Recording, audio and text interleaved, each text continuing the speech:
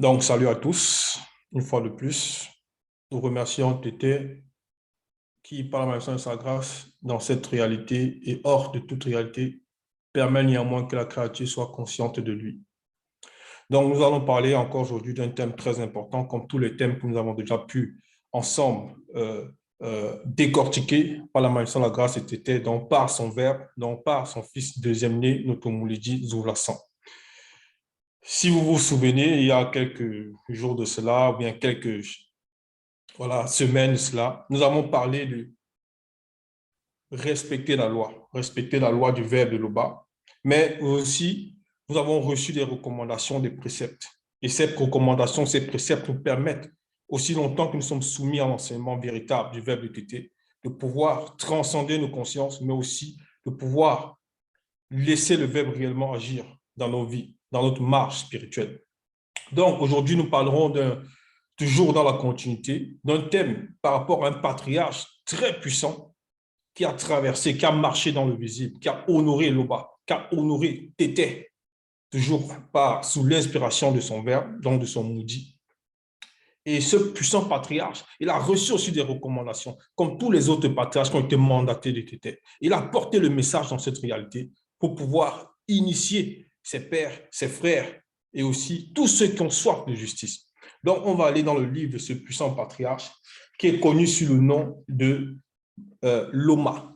Donc, Loma, qui veut dire encore messager, donc l'envoyé, messager. Donc, ici, dans son livre, il est dit, le titre, c'est le messager connu. Donc, Loma, le messager connu. Donc, on l'a envoyé. Il est parti par, on va dire, sous l'envoi de Mutatedi, dont l'entité qui guide, introduit les initiés, pour porter un message au peuple, pour porter un message à tous ceux qui ont soif de vérité, mais aussi à ceux qui refusent de reconnaître l'enseignement véritable. Donc, dans le chapitre 4, donc le messager connu, qui s'est manifesté à son époque dans le visible, il a présenté des phrases. Et on va voir ces phrases-là ici, par la main sur la grâce de Loba. Dans le chapitre 4, verset 1, il est dit, « Car voici le jour vient ardent comme une fournaise. » Point. Donc, la suite, on va lire tout le verset, il est dit, « Tous les hautains et tous les méchants seront comme du chaume. Le jour qui vient les embrasera. » Dit Moutate, dit l'entité. Virgule. Moudima Beko qui se dit ne leur laissera ni racine ni rameau. Donc, point. Donc ici, voilà les messages, voilà les phrases qui sont sorties de Loma. Donc, il prononce une phrase, il dit, car voici le jour vient. Il y a une virgule.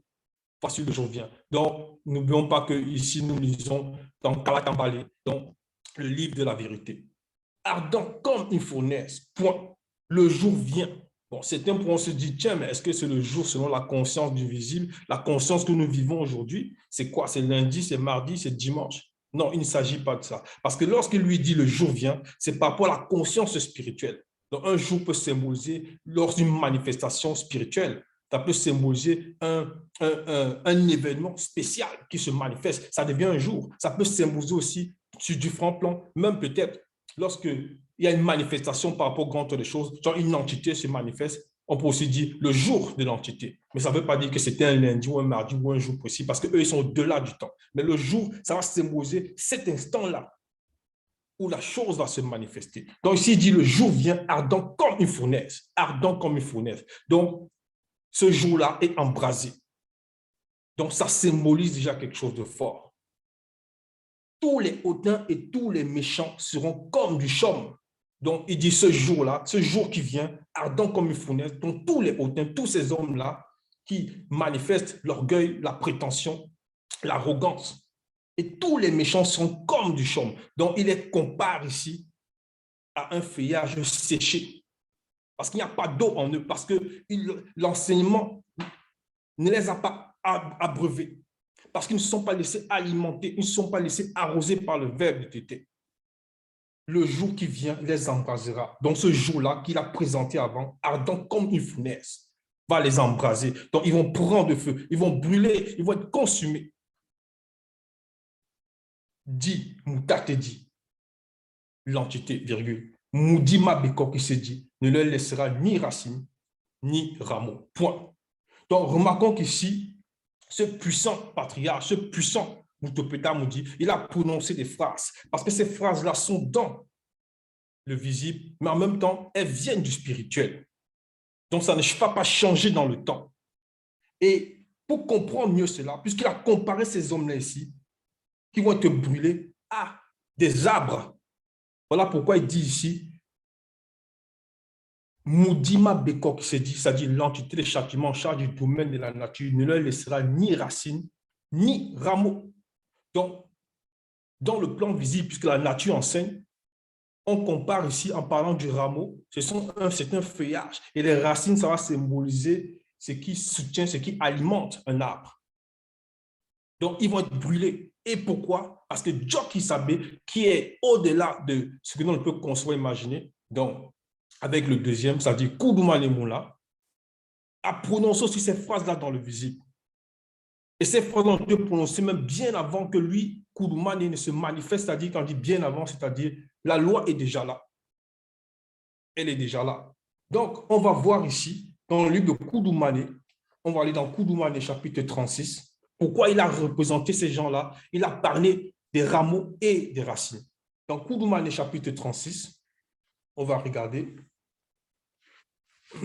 Voilà ce qu'il est dit ici, à partir du verset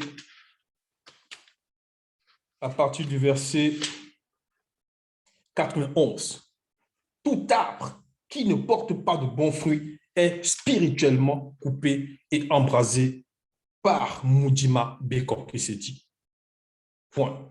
Donc, ici, à son époque, Djokissa Beki s'est manifesté physiquement plus tard, on va dire dans le visible, après ce patriarche-là, en gros, connu sous le nom de Loma. Il répète tout simplement ce qui est déjà. Ici, Djokissa Beki, c'est l'être suprême dans le visible. Il dit tout arbre qui ne porte pas de bons fruits est spirituellement coupé et embrasé par Moudima Beko qui s'est dit. Donc, il met encore le sceau. Quand je dis mais encore, le sceau est déjà là, mais c'est la confirmation à ce que Malachi, ça dit Loma, a dit précédemment dans ses phrases, dans ses paroles, par rapport à ce qu'il a reçu de Moutatedi. Verset 91, donc Koudouma les 36, 91, c'est donc à leur fruit de murmure. Ça dit, maintenant, il montre comment ils sont ces personnes, ces arbres-là, parce que l'arbre-là, il a parlé, Malachi, dans Loma, des racines et des rameaux qui vont être consumés, mais le tronc aussi, puisqu'ils n'en produisent pas de bons fruits. Donc, il va présenter ce genre de fruits que ces personnes présentes manifestent. C'est donc à leur fruit de murmure, virgule. Ici, c'est Djoki Sabe qui parle. Rapporteur, calomniateur, mensonge, critique, moquerie, jalousie et bien d'autres que vous les reconnaîtrez. Point. Donc, ici, il a présenté. Il est entré un peu plus en profondeur, Koudoumane. Donc, pour présenter ici ces personnes dont Malachi faisait allusion, dans Malachi 4.1. Lorsqu'on va dans Malachi 4.2, voilà la suite, il est dit, mais pour vous qui craignez le nom de Tété, ça veut dire pour toi qui aimes, qui as l'amour de la vérité, pour nous qui aimons la vérité, voilà la recommandation, voilà ici une parole d'encouragement, mais en même temps, c'est une promesse. C'est une promesse. Et on va voir. Mais pour vous qui craignez le nom de Tété, dans le nom ici avec N majuscule, donc le nom, ça va symboliser la crainte du respect qui est dû à l'Oba, la soumission aux lois et aux recommandations de son verbe. Donc, après la virgule, il dit, se lèvera la lumière de la justice, se lèvera et non se lève. Ça veut dire quoi? Ça veut dire que par rapport à notre instant présent, nous vivons l'enseignement, nous apprenons à mettre cela en pratique. Et il y a cette promesse-là qui nous est apportée. Se lèvera la lumière de la justice, parce qu'il y a beaucoup d'injustices. On pourra dire oui à l'injustice, non pas que c'est le monde qui est injuste, mais c'est ce que les hommes manifestent. Ce sont eux, comme on l'a vu bien avant, la méchanceté, la médisance, la calomnie, ainsi de suite. Donc, ces mauvais arbres-là qui vont être consumés lorsque le jour va se manifester. Mais pour vous qui craignez le nom de Tété, se lèvera la lumière de la justice, virgule, et la guérison, point, virgule. Parce que ces personnes-là, on peut connaître, on peut ressentir des tribulations dans le visible. Ça peut être au travail, ça peut être à la maison, ça peut être avec les enfants, ça peut être parce qu'on a un projet, parce qu'on souhaite avoir sa femme ou on souhaite avoir son mari selon le verbe. Il y a des difficultés. Mais là, il dit, vous qui craignez, donc pour ces personnes-là, pour nous qui apprenons à craindre, qui apprenons à marcher sur le verbe de tété, il est dit ici, se lèvera la lumière de la justice. Donc, la justice va nous sortir de cet état parce qu'il y a la justice aussi. Et la guérison parce que dans la maladie, ça va être dans le plan d'abord spirituel. Tous ceux-là qui écoutaient avant, qui écoutaient les faux enseignements, maintenant que le moulé d'Isola est dans cette réalité, il apporte le message. Et ce message est en train de nous guérir, c'est en train de penser nos plaies spirituelles. C'est en train de nous sortir de cet état d'inconscience pour entrer pleinement dans la conscience, pour voir plus tard, selon ce que l'Oba permettra, avec les yeux de l'esprit, selon ce que l'Oba permettra par son verbe. Donc, c'est ça. Et la guérison, donc, c'est guérir complètement parce que c'est premièrement spirituel. Vous sortirez et vous sauterez comme les veaux d'une état. Sortir ici, ça veut dire quoi? Ça veut dire que, dans un autre sens, c'est sortir des tribulations, sortir des problèmes, sortir de là où la personne était enfermée. Donc, et elle va sortir, elle va sauter comme le veau d'une étape, donc dans la joie, dans sentir la liberté. Donc, le Verbe va nous libérer. Le Verbe nous libère déjà au fur et à mesure que nous marchons. Mais il a bien dit ici, se lèvera. Donc, nous devons avoir le but par rapport au futur pour entrer dans le grand ordre des choses.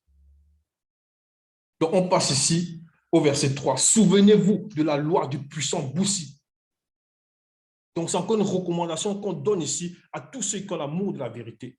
Donc, que Malachi a sorti, donc l'Oma, le messager connu, parce qu'il porte un message du grand ordre des choses, qui émane de Mouta, qui émane du verbe de l'Oma. Donc, ce message s'adresse à toi, s'adresse à nous, qui acceptons l'enseignement, qui apprenons à respecter les lois du verbe de Tété. On nous demande ici de nous souvenir de la loi du puissant Boussi. Donc, Djongele, c'est-à-dire souvenir, on doit se souvenir de ces, souvenez-vous de la loi du puissant Boussi, parce que aussi longtemps que la loi demeure en nous et que nous sommes soumis aux lois, aux recommandations du verbe de Tété, la loi nous guide, c'est notre lumière. Elle trace, elle est tracée, c'est-à-dire le chemin est déjà tracé. Il suffit seulement de marcher selon les panneaux que la loi a tracés pour nous, dans les panneaux spirituels, et en respectant le code spirituel, selon le verbe, effectivement, ce code-là va s'appliquer dans les trois plans parce que ce qu'on ne doit pas oublier, c'est que nous vivons néanmoins dans le visible, dans le physique, dans notre âme et notre corps physique d'être aussi sanctifié, selon les lois, ce que le verbe était recommande. Donc, il faut se rappeler de ça, puisqu'on a vu bien avant, il y a plusieurs messages qui ont été donnés par la grâce était de ne pas mépriser la loi, d'être obéissant à la loi, aux lois du verbe de l'Oba. Donc, il faut se souvenir de cela. Verset 4, voici, le verbe de l'Oba vous enverra spirituellement l'état de conscience de Bé, c'est-à-dire Élie. Bon, dans les Bibles classiques, il l'appelle Élie, mais le véritable nom du patriarche, là, c'est Bé. Bé de quoi c'est? Donc ici, il dit ici, voici, virgule, le verbe de l'Oba. Le verbe de l'Oba vous enverra spirituellement l'état de conscience de Bé. Donc Élie, virgule, le Moutopeta Moudi, par celui connu qui criera, virgule. Donc, il y a une première virgule après Bé. Donc, on va s'arrêter là-bas un instant là-dessus. Le verbe de l'Oba vous enverra spirituellement l'état de conscience de Bé, virgule. Parce que Bé, c'est un patriarche puissant qui, dans cette réalité, lorsqu'il était, on va dire, dans le plan physique, parce qu'il est là, il est vivant. Quand il dit là, c'est-à-dire, il existe, il est vivant dans la réalité spirituelle. Mais lorsqu'il était dans ce plan physique, il avait atteint un niveau de conscience. Il a manifesté des œuvres, il a glorifié le bas. Avec conviction, avec force, avec courage, avec détermination. Il était conscient de qui il était et de qui il est. Donc, la grâce lui a été accordée. Il a quitté ces réalités divisibles en connaissant le mystère de la transformation. Mais son état de conscience, il dit ici, Loma, le verbe de Loba vous enverra spirituellement l'état de conscience de Bé. Donc, cet état de conscience, c'est une promesse, devrait arriver. La suite dit, le Moutopeta dit, par celui connu qui criera, virgule. Par celui connu qui criera. Donc, les gens vont se dire ici, mais celui connu qui crie, c'est qui? Mais est-ce que l'état de conscience de Bé est déjà arrivé? C'est à manifester. Est-ce que cette promesse-là, est-ce que cette prophétie-là s'est déjà réalisée?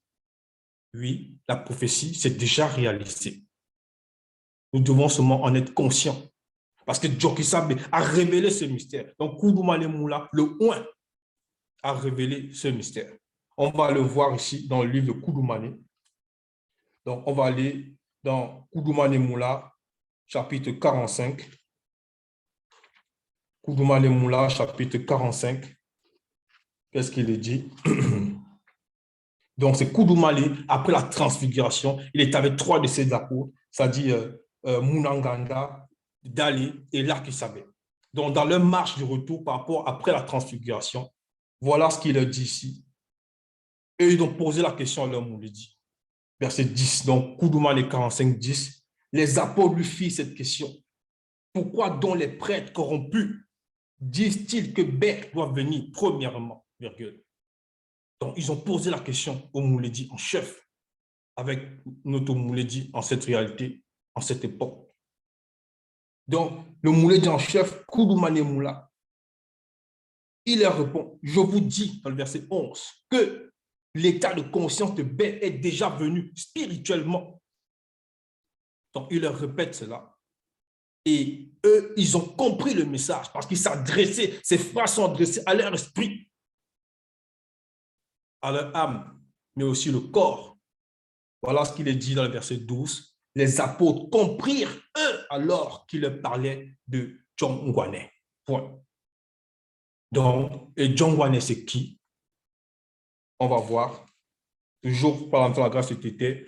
Dans les Bibles classiques, ils l'ont appelé sous le nom de Jean le Baptiste, mais son véritable nom, c'est Djongwane, qui veut dire aider.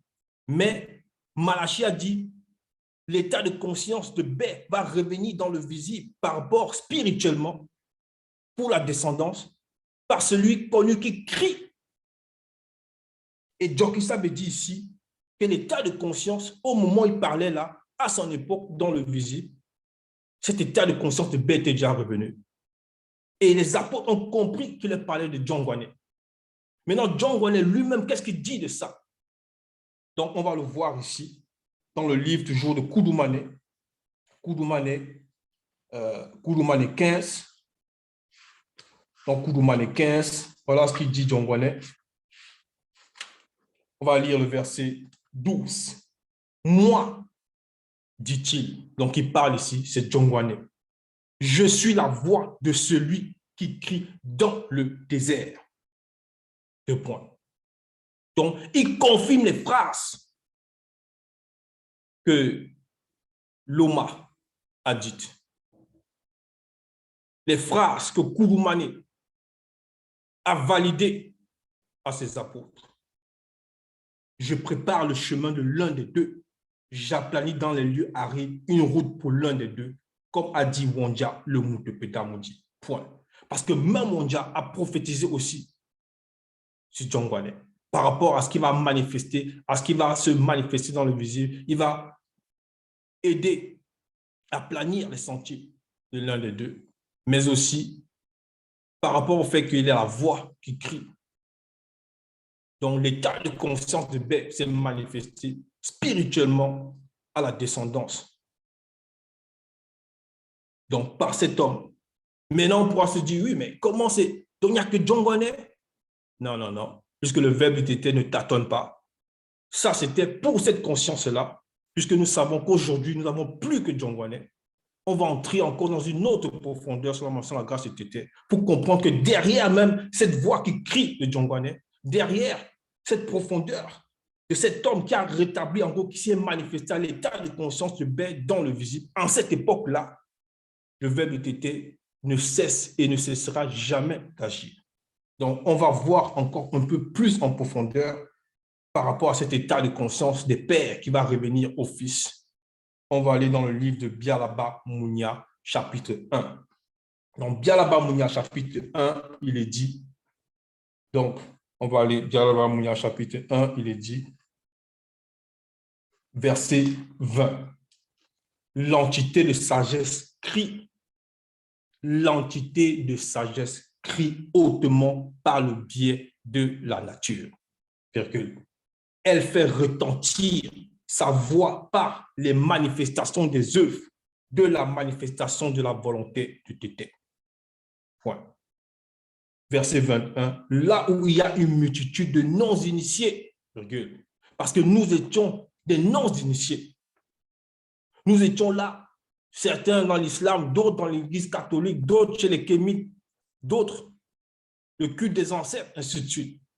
Les bouddhistes et autres, bref, toute forme de religion, bien de spiritualité qui n'ont pas de sens confondus. Là, c'était les non-initiés. Et la grâce nous a été accordée pour que nous puissions sortir de là. Donc, ça vient d'abord du grand ordre des choses. Et cet état de conscience en cette époque-ci nous est parvenu comment? Puisque Djongwane n'est pas là. Il n'est plus là physiquement dans cette réalité, physiquement. Mais dans le verset 21, il dit, là où il y a une multitude de non-initiés, elle, avec E majuscule, ça dit l'entité de sagesse, leur lance un appel par les initiés. Point.